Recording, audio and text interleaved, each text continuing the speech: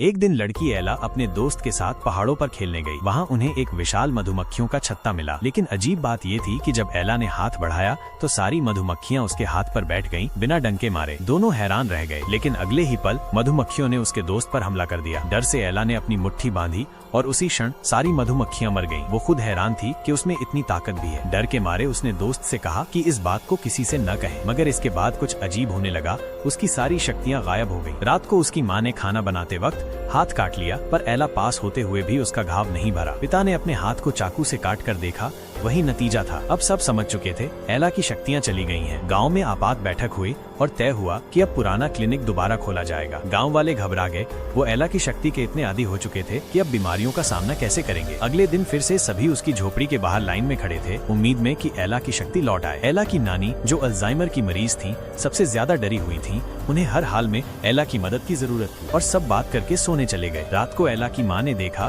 कि उसका घाव फिर से भरने लगा है। पिता ने भी देखा, उसके हाथ का जख्म भी ठीक हो गया है। माँ दौड़ी दौड़ी नानी को बताने चली ताकि नानी की बीमारी ठीक हो जाए, पर पिता ने उसे रोक लिया, क्योंकि अगर गांव वालों को पता चल गया कि एला की शक्ति लौट आई है तो वो फिर से एक औजार बन जाएगी। माँ ने ऊपर से तो हाँ भर दी, मगर रात को चुपचाप एला को उठाया और अपनी माँ का इलाज करवा दिया। लेकिन अगली ही सुबह पूरे गाँव को पता चल गया, एला की शक्ति लौट आई है। अब क्या होगा? गाँव फिर से एला को एक इंसान नहीं, एक चमत्कार समझेगा। और आगे का पार्ट देखने के लिए चैनल को सब्सक्राइब कर ले।